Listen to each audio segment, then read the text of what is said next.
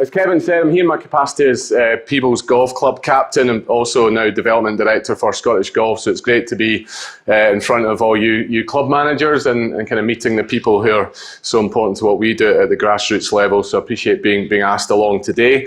I'm in my first year as captain at Peebles Golf Club. We have a 2-year life cycle, so just coming to end of year 1, but I've been involved with the club now for about 10 years on a committee level, joined the board 3 years ago as vice captain. I'm also still the marketing convener. I'm a level 1 junior coach as well. So the people that accuse us at Scottish Golf of not being in touch with the grassroots of golf, I get quite annoyed about that. I was also a greenkeeper in my summer holidays when I was a student. My great uncle was a head pro at Dunbar Golf Club, so I like to think I'm fairly well versed in golf. The presentation today is about creating a successful family environment, and I think what I like to do is at Peebles is really practice what we preach. So everything we kind of do at Peebles Golf Club is really as a result of some of the advice and guidance we've been given, particularly when Kevin was in charge of the development team. And this all really stemmed from us getting involved in the business planning workshops with Scottish Golf. We were actually here in this very building along with another couple of clubs in a session led by Kevin that kind of set the ball rolling. So something I'm pretty keen to bring back in my new role within Scottish Golf. Delighted to say that Ian Evans has just been put in charge of the club business management role at Scottish Golf, and we're looking at reviewing the business planning programme and getting that back up and running, and hopefully Peebles is a good example of what can be achieved. So we started the process back in 2013, the business plan, and it was really, I guess, a little bit of desperation. We'd gone through some pretty challenging times, lost quite a few members, we had to make our head greenkeeper redundant, our pro left in somewhat challenging circumstances, so we felt it was a good time to kind of look at what we were doing and try to rebuild the club from a business perspective and try and take it forward. So we certainly couldn't have done that without a plan, and we still stick pretty rigidly to the plan. And as Tom said, our plan is on our website, so anyone who wants to go in and have a look at it, they're free to do so. So we set ourselves a number of targets through the plan, and the plan was really born out of a committee forum originally, and then a members forum, and from that members forum we kind of took it upon ourselves to kind of set ourselves those targets and change the direction of the golf club and trying to present a pretty modern golf club to the community in Peebles. We had a target of 120 junior members by the end of the 3-year cycle, 4 adult members coming through from being parents, and amongst 20 adult members a year. We wanted to become one of the best junior sections in the country, set ourselves a target of being a Junior Club of the Year finalist at the Scottish Golf Awards. We wanted a new pro, and we had a debate. In fact, we had David came to the club, and we did the business relationship work with the PGA to determine what kind of pro we wanted. And we wanted to put new practice grounds facilities in place. So they were some of the kind of key things that we came up with at the start of the business plan. I'm pleased to say we've pretty much achieved all those over the 4-year period, and we're now in business planning phase 2. But I think importantly, the kind of one thing that is at the front of the business plan was our mission statement, and we've very much lived and breathed these values during that time. This is actually a living word, so I have to apologise, but I couldn't really think of a word I could drop. So our vision or mission statement was to become an inclusive, family-friendly club at the heart of the local community, and we had a few other kind of words attached to that, and that's really been the ethos over the past 4 or 5 years. And I guess this picture summarises it or captures it pretty well. This is a barbecue we did at the local festival week out on the first tee. The first tee, for those of you who don't know, is just up here, but we had tables and chairs. The clubhouse was actually packed full of visitors that day. We didn't have room for all the kind of members, so we did a barbecue, and luckily enough, in the middle of June, we had a rather nice day for it. But we even had Mexican hats, the boy dressed up as a Mexican, and we were out there, a load of families. I think there was about 60 or 70 people in total there from 3 o'clock in the afternoon till 9 o'clock at night, getting probably told to leave because we were all singing by that point. But it kind of captures the spirit of the golf club and what we were trying to achieve. To do that, it didn't happen overnight. Certainly, we had to initially achieve stability within the business. We had a few kind of tough questions or challenges to face in terms of the redundancies and that sort of thing. But at the heart of it was the business plan and good governance and trying to build the foundation for sort of future sustainability of the golf club. And that again was kind of central to it. So we put together the business planning team, and they very much have been at the heart of the committee since then. We identified a number of kind of key focus areas. Obviously, the business plan, if you worked on it, you got to try and focus on doing 4 or 5 things really well, rather than maybe 10 or 12 things on a kind of fairly average basis. So family friendly was at the top of that. A course in great condition, and we've invested in the golf course. A welcoming clubhouse for all, and that's not just members, that's the whole community and community interaction as well. And again, hopefully we've kind of achieved a number of those things over the course. Positive customer experience again was at the heart of that, and good communication between the club and its customers throughout that. So obviously, being marketing convener, I've been pretty involved in the communication of that as well. Kevin talks a lot, or when he was within Scottish Golf, about getting the right people on the bus, and again, that was absolutely vital. And within our own committee, and what's been at the heart of our success, I think, is having people involved in the running of the junior section at the heart of the committee. So I'm the current captain. I've been a junior volunteer for 4 or 5 years now. Past captain Graham was the junior convener. He was our first ever level one coach. Next year's captain, or the next captain, Gavin, my vice captain, he's been junior convener as well. We have 2 other guys on the committee who are with the junior team every week, and it meant that we could sort of skew the agenda towards that sort of family approach all the time. Rather than, I visit some clubs and it's sort of, we'll hive the juniors off to the junior section. We're not really worried about them. Ours is very much integrated, because we felt if we were going to attract families to the golf club, we needed to treat the junior side of things seriously. So I think a recommendation for any club who wants to go down the family route is have people on the committee who kind of live and breathe that family ethos. Probably helped that the 5 of us on that group, 4 of us had kids within the junior section, and we wanted to create an environment that we and our wives felt comfortable in coming up and using the facilities and bringing our non-golfing friends up to the club as well. Another important thing is we all had an attachment to another sports club in the town. So I'm involved with a local football club. One of the guys was involved in the rugby club, and I think rather than working in competition with them, we wanted to try and kind of work together with them. And I suppose slightly, or importantly, I suppose that all 5 of us at that time were under the age of 50. I still am, thankfully.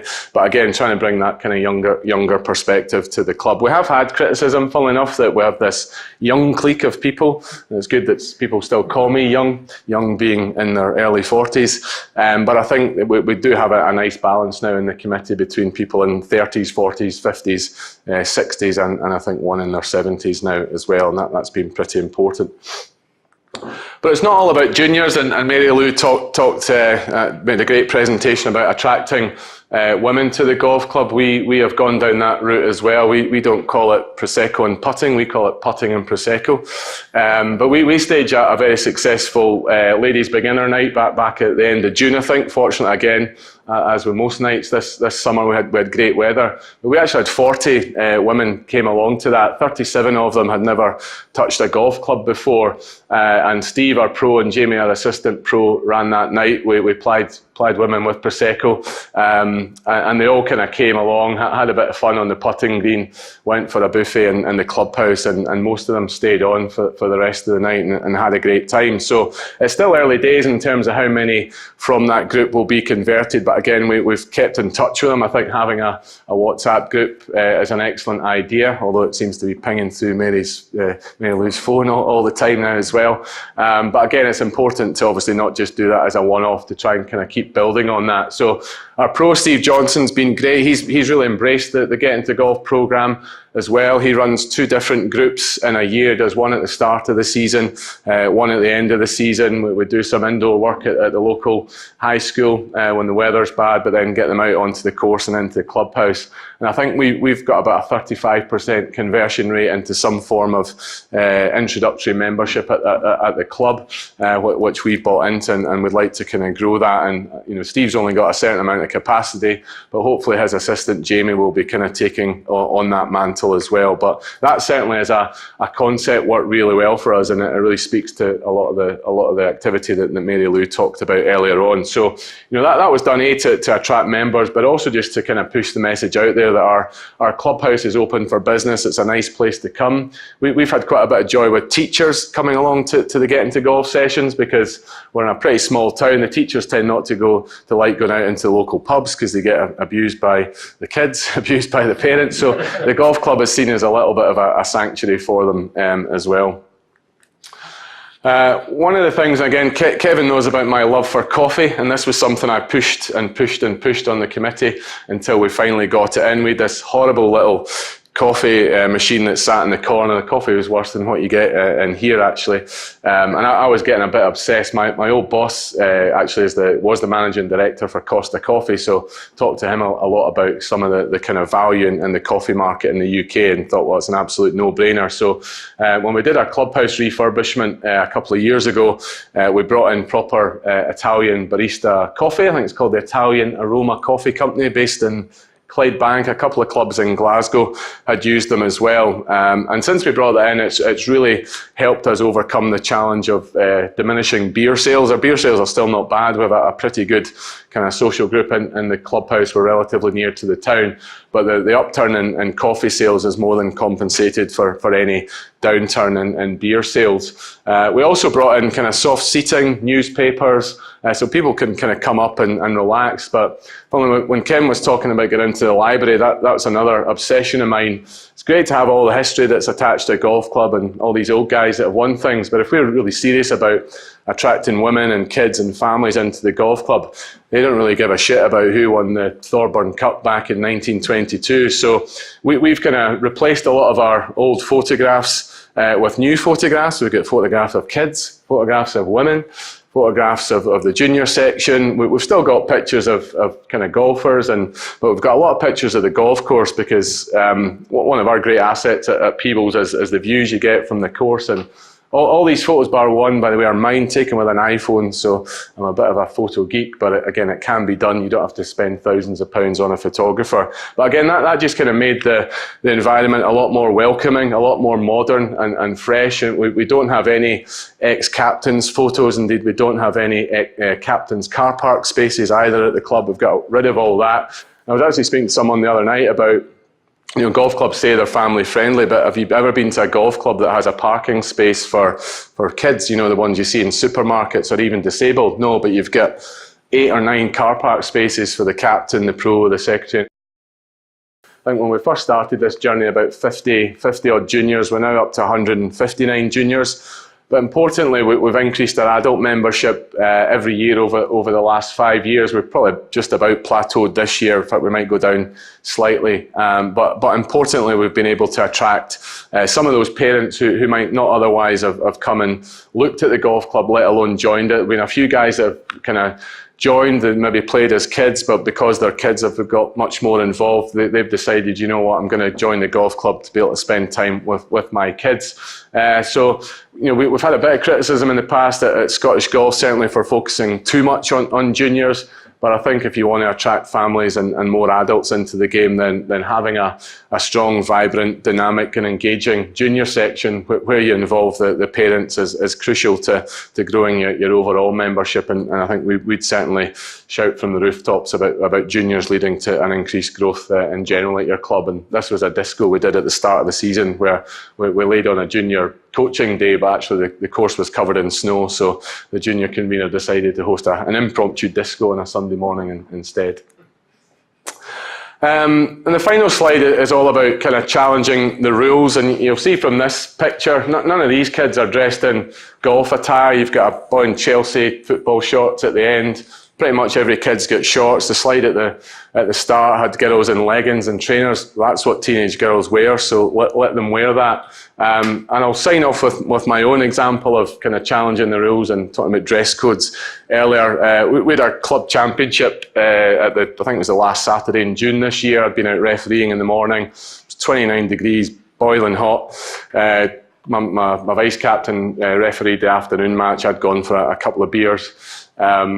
And it was so hot, I actually changed into my flip-flops. I like wearing flip-flops, and I had tailored shorts on. But I did the club presentation in my flip-flops. My feet were tanned, by the way, so it didn't look too ridiculous. And I got a few kind of weird looks from people saying, why is the club captain standing there doing the club presentation in his flip-flops? But, you know, it was a beautiful day. We were all out in the balcony, and I thought, you know what, why should I change into a shirt and tie? If we're really kind of serious about being a family-orientated golf club, you're in the middle of summer, a rare lovely summer, why is there a need to kind of put a shirt and tie on it? And we never had one letter of complaint about it. A few raised eyebrows, right enough, but I don't have a problem if people want to come in and use our bar, if you know, whatever they're wearing. I think that's generally kind of acceptable. And as we said earlier, you could go into the nicest restaurant in the town with ripped jeans and flip-flops and nobody would bat an eyelid, so why should you be any different in a golf club? So we keep on challenging the rules. We're slightly rebellious, but it seems to be working. So thank you.